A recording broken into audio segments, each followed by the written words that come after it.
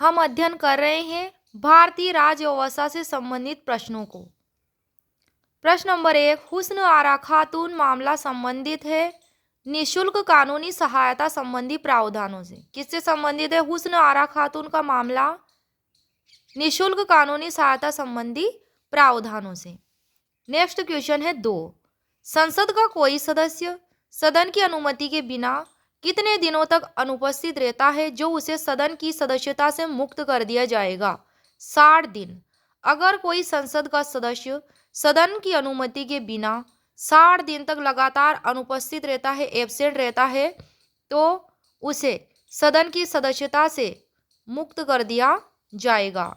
Next question है 3, कौन सी समिति को प्राक्कलन समिति की जुड़वा तथा रखवाला कुत्ता के नाम से जाना जाता है?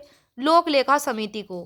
लोक लेखा समिति को प्राक्कलन समिति की जुड़वा तथा रखवाला कुत्ता के नाम से जाना जाता है।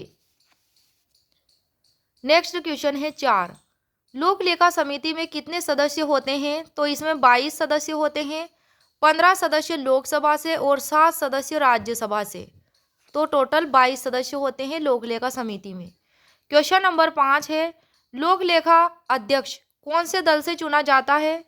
लोक लेखा समिति अध्यक्ष। कौन सी समिति? लोक लेखा समिति का अध्यक्ष कौन से दल से चुना जाता है? तो ये विपक्षी दल से चुना जाता है। क्वेश्चन नंबर 6, राष्ट्रपति किसके द्वारा मूल अधिकारों को नहीं छीन सकता? अध्यादेश के द्वारा। राष्ट्रपति अध्यादेश के द्वारा मूल अधिकारों को नहीं छीन सकता। भारत का भूगोल। भारत का भूगोल में प्रश्न उत्तर देखेंगे हम। प्रश्न नंबर 1, महेंद्रगिरी की पहाड़ियां स्थित है, तो ये ओडिशा में स्थित है। कहाँ स्थित है महेंद्रगिरी की पहाड़ियां? ओडिशा में।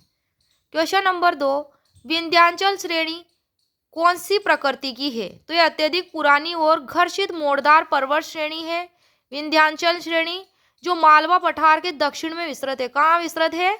मालवा पठार के दक्षिण में, यानी कि मालवा पठार जो है इसके उत्तर में स्थित है। मालवा पठार विंध्याचल श्रेणी के उत्तर में स्थित है और यह मालवा पठार के दक्षिण में विस्तृत है। और कितने राज्यों में फैली हुई है विंध्याचल श्रेणी? तो ये झारखंड, उत्तर प्रदेश और छत्तीसगढ़। झारखंड, यूपी और छत्तीसगढ़ में। नेक्स्ट क्वेश्चन है 3, रोहतांग दर्रा कहाँ स्थित है? तो ये हिमाचल प्रदेश की पीर पंजाल श्रेणी में स्थित है। कहाँ स्थित है रोहतांग दर्रा? हिमाचल प्रदेश की पीर पंजाल श्रेणी में। नेक्स्ट क्वेश्चन है 4, माउंट डियोवली स्थित है। माउंट डियोवली स्थित है, तो यह मध्य अंडमान में स्थित है। 515 मीटर इसकी ऊंचाई है। क्वेश्चन नंबर 5 है, तिब्बत में कौन सी नदी को सिंगी खम्बान अथवा शेरमुख कहते हैं? तो सिंधु नदी को। सिंधु नदी को तिब्बत में सिंगी खम्बान या फिर शेरमुख कहते हैं। विश्व का भूगोल से संबंधित प्रश्न उत्तर। प्रश्न नंबर 1, बेंगुला की धारा कौन से महासागर की धारा है? तो यह अटलांटिक महासागर की धारा है बेंगुला की धारा। इसकी प्रकृति कैसी होती है? तो यह ठंडी प्रकृति की होती है। क्वेश्चन नंबर 2 है, क्यूरोशियो की जलधारा कौन से महासागर की है?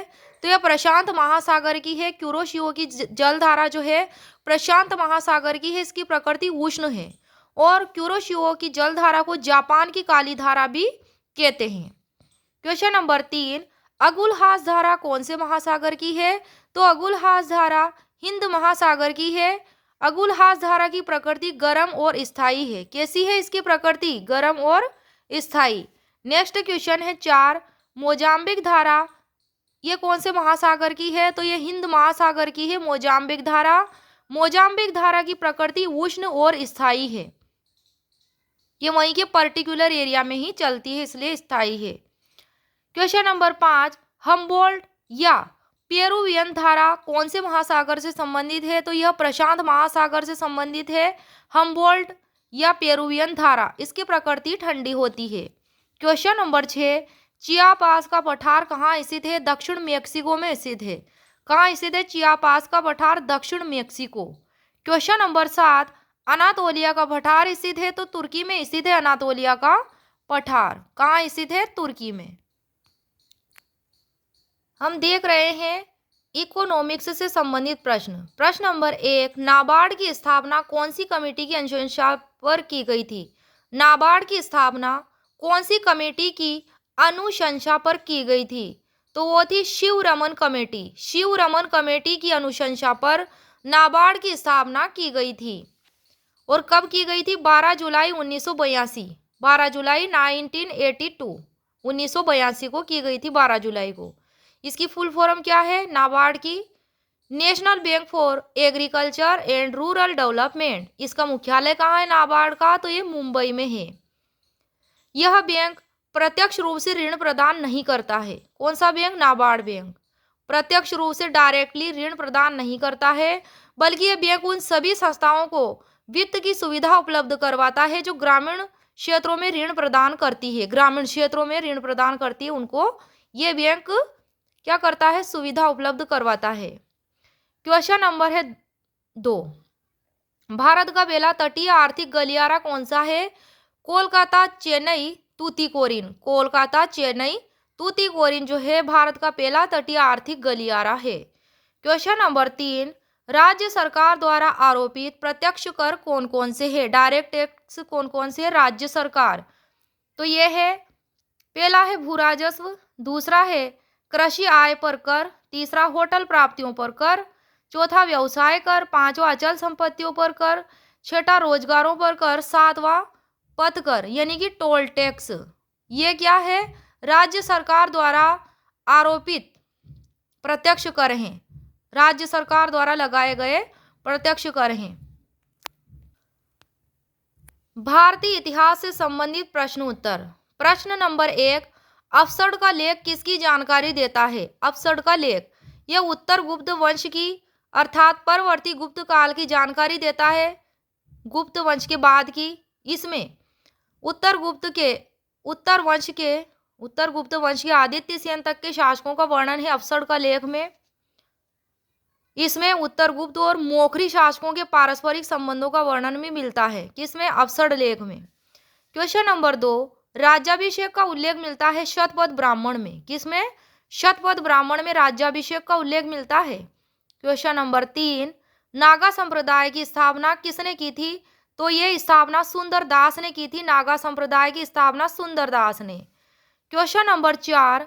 क्रांतिकारी समाजवादी पार्टी की स्थापना किसने की थी? तो ये सोमेंद्र नाथ टैगोर ने की थी। किसने की थी? सोमेंद्र नाथ टैगोर ने क्रांतिकारी समाजवादी पार्टी की स्थापना की थी। और कब की थी? 1942 में। कहाँ की थी? कलकत्ता में। क्वेश्चन नंबर 5 है अलीपुर षड्यंत्र केस के क्रांतिकारी कौन कौन थे? तो ये घोष बंधु थे। क्या नाम थे उनके? अरविंद घोष और बारिंद्र घोष। और कब की थी ये? 1908 में। कौन सी? अलीपुर षड्यंत्र केस का जो मामला था 1908 का था। और मणिकतला बम कारखाने में छापा मारने के बाद यह इन पर चलाया गया था। हम देख रहे हैं क्वेश्चन आंसर पर्यावरण और पारिस्थितिकी से रिलेटेड। पर्यावरण और पारिस्थितिकी। प्रश्न नंबर 1। पारिस्थितिकी तंत्र के प्रमुख कार्य क्या है? पोषण, पोषक चक्रण और ऊर्जा प्रवाह। पारिस्थितिकी तंत्र के प्रमुख कार्य पोषक चक्रण और ऊर्जा प्रवाह है। Question number 2। भूतत्वों का लगातार किया जाता है पुनर्चक्रण। भूतत्वों का पुनर्चक्रण लगातार किया जाता है। Question number 3। किसी जीव निर्माण के लिए आवश्यक तत्व कौन कौन से हैं? तो ये है ऑक्सीजन, कार्बन, नाइट्रोजन, फास्फोरस और sulphur. Oxygen, carbon, nitrogen, phosphorus और सल्फर जीव निर्माण के लिए आवश्यक तत्व हैं। Question number 4। फास्फोरस चक्र क्या है? तो इसमें वायुमंडलीय घटकों का अभाव होता है। फास्फोरस चक्र में किसका अभाव होता है? वायुमंडलीय घटकों का। फास्फोरस जैविक प्रणालियों में सबसे महत्वपूर्ण पोषक तत्वों में से एक है क्योंकि यह न्यूक्लिक एसिड, फास्फोलिपिड्स और फास्फोराइलेटेड यौगिकों का एक मूलभूत घटक है। Question number 5।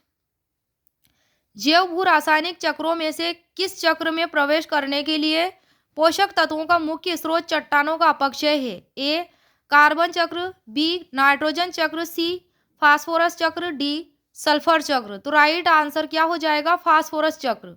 जैव भू रासायनिक चक्र जो कि पोषक तत्वों का मुख्य स्रोत चट्टानों का अपक्षय है, तो फास्फोरस चक्र। इस चक्र में प्रवेश करने के लिए पोषक तत्वों का मुख्य स्रोत चट्टानों का अपक्षय, चट्टानों का डीके, अपक्षय। और ये क्वेश्चन किस में पूछा गया था? IAS प्री 2021 में। हम देख रहे हैं सामान्य विज्ञान से संबंधित प्रश्न उत्तर। प्रश्न नंबर 1, ईथर बनाने की विधि किससे संबंधित है? एल्कोहल से। किससे संबंधित है? एल्कोहल से ईथर बनाने की विधि संबंधित है। प्रश्न नंबर 2, हेबर विधि संबंधित है, अमोनिया गैस बनाने से संबंधित है हेबर विधि। क्वेश्चन नंबर 3, डिकन विधि संबंधित है क्लोरीन गैस बनाने से। डिकन विधि क्लोरीन गैस बनाने से संबंधित है। क्वेश्चन नंबर 4, क्षार किसे कहते हैं? जल में घुलनशील भस्म को क्षार कहते हैं। क्वेश्चन नंबर 5, बॉक्साइड फेल्सपार किसके अयस्क है? एल्यूमिनियम के। बॉक्साइड फेल्सपार ये जो है अयस्क है एल्यूमिनियम के। एल्यूमिनियम के अयस्क है बॉक्साइड और फेल्सपार किसके अयस्क है? एल्यूमिनियम के अयस्क हैं।